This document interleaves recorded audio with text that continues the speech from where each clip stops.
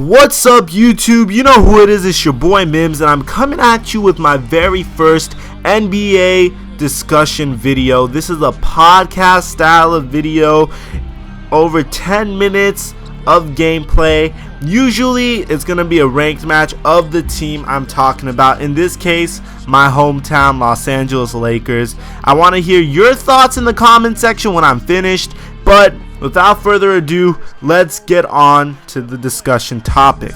The discussion topic today is, why are the Lakers performing so poorly? At the date of this video, the Lakers are currently 9-12. They're about to go and face the 4-15 Cleveland Cavaliers, and then they're going to go face one of the best teams in the Eastern Conference, the New York Knicks. So, first of all, why are they performing so well? Let's go back to when me and Smalls did that video last time the Lakers lost to the Utah Jazz, a long time ago, right when Mike Brown was their coach. It was their fourth loss.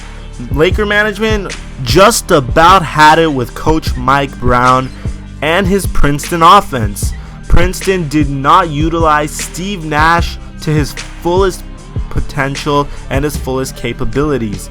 That's why we also hired Coach D'Antoni over Phil Jackson, because Phil Jackson would have put Steve Nash in a similar position. Steve Nash is not capable of being a system, well, not system, because he is kind of a system player, but you know, that kind of system, triangle offense, Princeton offense system type of player. Steve Nash will thrive in the D'Antoni offense once he comes back. But I'm not going to give you that cliched answer, that's why we're losing. But further on, let's continue the story. Back then, the problem with the Lakers was the offense.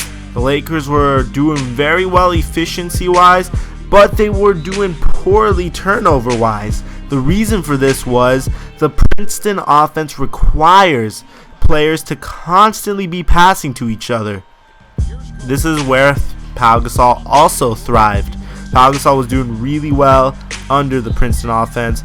Well, better than last year at least. Not really well, like career high well. But Pau Gasol's an intelligent player. It kind of meshed with his style. Moving on. Well, you know what happened there? Lakers fired the defensive coach, Mike Brown, and brought in the offensive mastermind, Mike D'Antoni, over Phil Jackson. So before we go on blaming Mike D'Antoni for the Lakers' troubles, I want to say that although the Lakers are, I believe they are now 4-7 or 5-7 under Coach D'Antoni, it is not entirely Coach D'Antoni's fault. Mike D'Antoni is very respected by Kobe Bryant. Mike D'Antoni is very respected by Steve Nash. Alright, so it's definitely not 100% Mike D'Antoni's fault, but to some extent it kind of is. The reason why the Lakers are losing is not because Steve Nash is injured.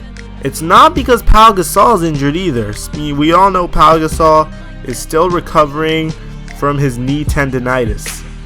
It's probably because Steve Blake is injured. Nah, I'm just messing. It's definitely not because of that either. The reason why the Lakers are doing so badly, and I'm not trying to be cliche because most Laker fans will tell you it's because of Steve Nash. The reason why the Lakers are performing so poorly is because of their defense. Oh no way, Mims, I had no idea. Yeah, it's because of their defense. I know, I'm getting more into that. I'm sure there's some geniuses in here that already knew it was because of their defense. But first of all, the Lakers rank offensively. Lakers are ranked 5th in offensive efficiency around the league, 7th in points scored per game around the league. It's not their offense because Kobe Bryant is probably, no, not even probably, this is actually factual. He is the best scorer in the league so far this year. He's leading the league in points per game, and this is the most efficient that Kobe Bryant's ever been in his career. Keep in mind, I said he is the best scorer. Yes, scoring better than Kevin Durant and more efficient. I don't know about more efficiently, but he's scoring better than Kevin Durant, and he's doing it efficiently. Probably because Dwight Howard's on his team. Moving on, 4th. If you told me 3 or 4 years ago when the Lakers are playing the Magic, that someday Dwight Howard and Kobe Bryant only were going to be the 2 star players of the Los Angeles Lakers. And you asked me where I thought they were going to get, I would tell you they would probably get to the NBA Finals. Keep in mind, this is before more super teams occurred. This is before most of your standards have risen and all of that stuff.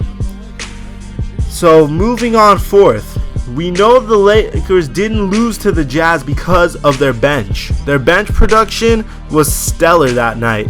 I think they had 37 points off the bench, with Jody Meeks putting up 20, Jordan Hill putting up like 18, and 5 going to Devin Ebanks. I know that's not the right number, but I'm just throwing out numbers at you guys. Jody Meeks had a stellar night coming off the bench. Jameson had a pretty decent night, and he's usually a bench player.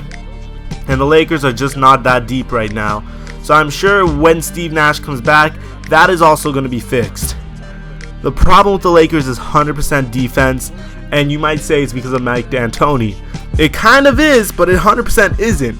When the Lakers hired Mike D'Antoni, a lot of people were upset because they were saying he's terrible on defense.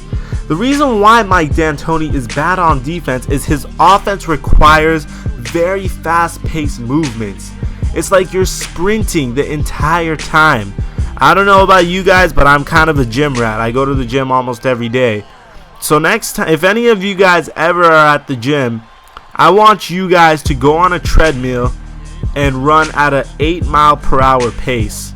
And I want you to do that for about 20 minutes straight. You've got to be a pretty sick athlete to be able to do that. And while you're doing that, I want you to jump to the left and right. Well, you can't do that, but imagine this. Jump to the left, jump to the right, raise your arms, shoot a basketball. You just got to go fast, fast, fast. So when you're asking for all this energy from your players on offense, just imagine how poorly they're going to play on defense. That's how it's Mike D'Antoni's fault. But you could also tell that it's also Kobe Bryant's fault. If you watch the Los Angeles Lakers New Orleans Hornets game, oh my god, you're such an asshole, dude, really? If you watch the Los Angeles Lakers New Orleans Hornets game, you would know that Kobe and Dwight Howard got into an argument about this. Kobe didn't provide help defense for Dwight Howard when Robin Lopez was rolling to the basket at some point in the game. Moving on forth, if Kobe Bryant wants to win a championship, if Steve Nash wants to win a championship, if Dwight Howard wants to win a championship, and if Pau Gasol wants to win another championship, if the entire Laker organization wants to win the 17th championship of its organizational career, whatever you want to call it, the Lakers are going to have to play better defense. They're going to have to be more motivated on defense, because if they do not, they're probably going to become as good at best. This is at best as good as the 2009-2010 Phoenix Suns, who lost to the Los Angeles Lakers, coached by Phil Jackson. And remember, Kobe Bryant also said that Phil Jackson left defense up to the Lakers. It was all up to the Lakers. 100%. Every time in timeout, if the other team was on a run, you'd even hear it on Inside Tracks for TNT. He'd be like, they're scoring a lot on defense, so figure it out. Seriously, straight up, just figure it out. They only ran like 3 defensive drills Phil Jackson's entire career there. So those are just my thoughts, you guys.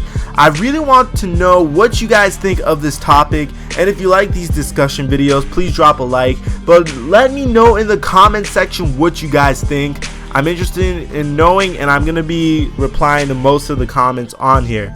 But besides that, you guys, the next video is going to be something to do with why I'm pretty much done with playing ranked matches. If you paid attention to this video, pay attention to the amount of 3-pointers this guy made and the amount of contested shots that went in. Alright?